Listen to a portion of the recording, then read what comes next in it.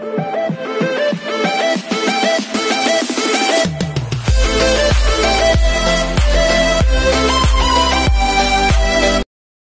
this is KJ Vlogs. It's been your actor based here in Saudi Arabia and welcome back to my channel. Agad-agad gawa natin reaction video ang Barda compilation because why not? Ano, may mga chismis pa bang lumalabas and everything? Charis, wait lang, may mga nag-comment sa akin and may mga nag-comment akong nabasa and also may nakita akong message sa akin sa Instagram na hindi na daw ano ba? Secret pa ba to?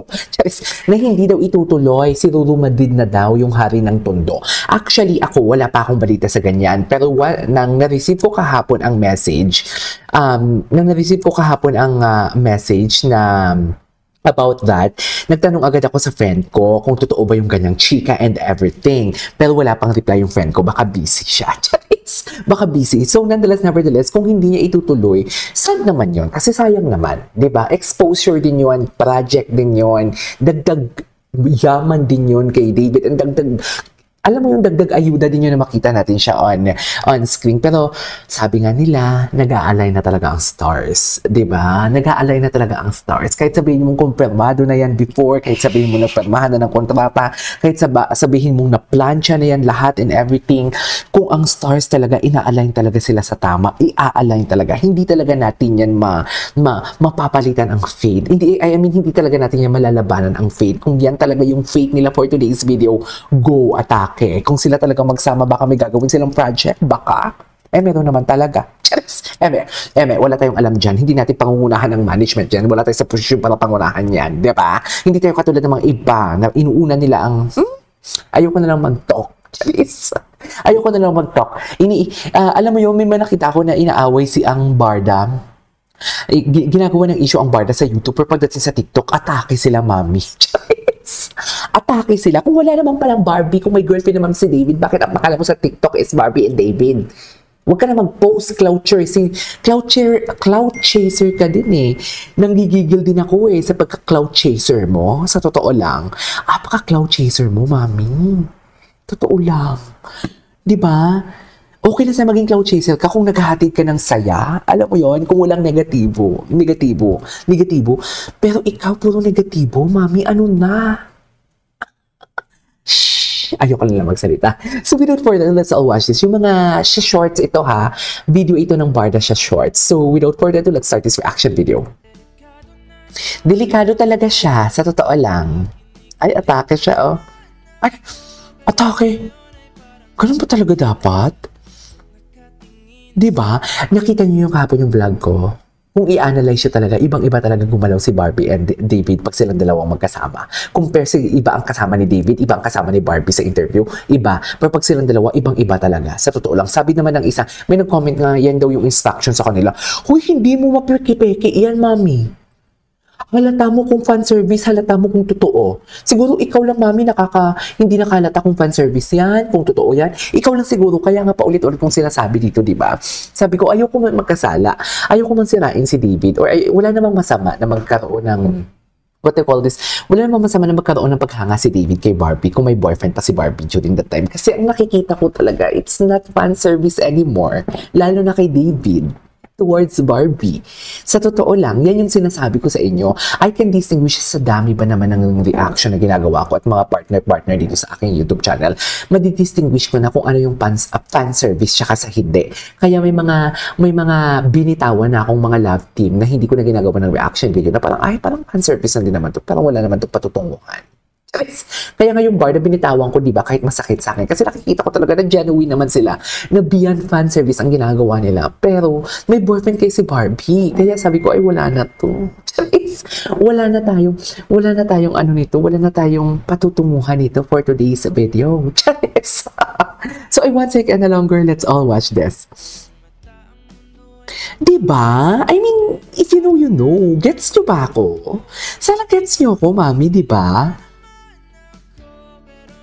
O, atake, di ba? Di mo kaya. Kakaiba talaga. Charis! So, kung binitawan ni David ang hari ng Tondo, meaning to say, may mas matimbang na paparating. Di ba? Kasi kung ako ha, confirm na to eh. Pera na to, mami. Project na to. Pero kung may isa pang confirm na mas malaki, pipiliin ko to. 'Di ba? Hindi naman sa iiwanan ko to, pero kasi mas pipiliin ko to. Baka conflict sa schedule. 'Di ba? May paparating for sure, may paparating. May paparating naman talaga. Pero hindi natin alam kung ano yung paparating. Pero alam natin na may paparating, right? Anyways, oh,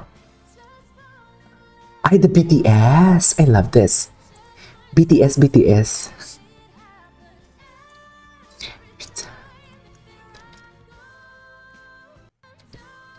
Okay, what's next?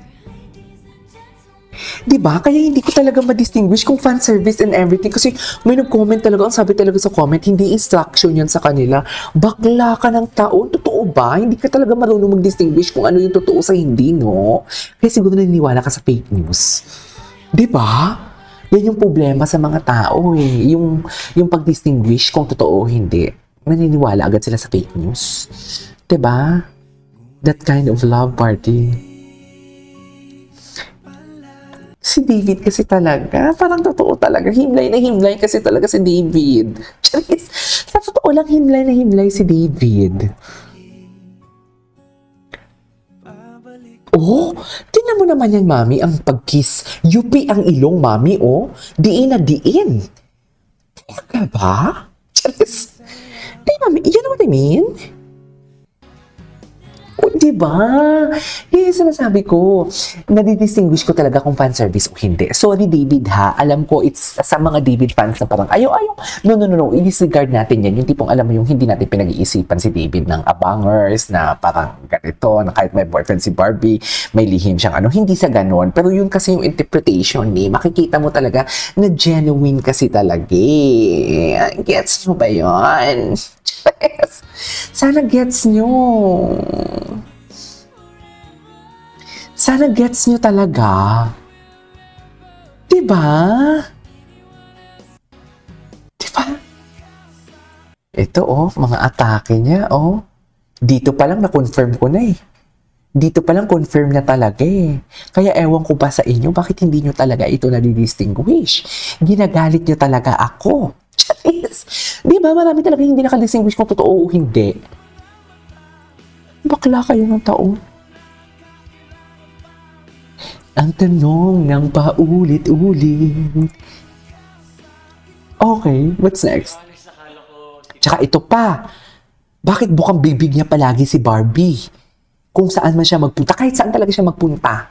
Tapos kung alam mo yung kung mag-interview sila, parang walang tao sa paligid nila. Silang dalawa lang yung tao, yung puro madilim lahat ang paligid nila, or kulay puti lahat. Kasi kung magtitigan talaga sila, kala mo talaga wala ng bukas. Di ba? Basta Barda is real. May alaman ako o wala akong alam, Barda is real. Toxic. Pinapalandakan. Totoo ba? Barbie doll. Oh, di ba? Kasama si Barbie. Tapos the way talaga siya mag-pronounce ng Barbie. Alam mo yun? Charis. Anyways, that is our for today's video from Barda. This is Kate Vlogs. See you on my next vlog. Bye!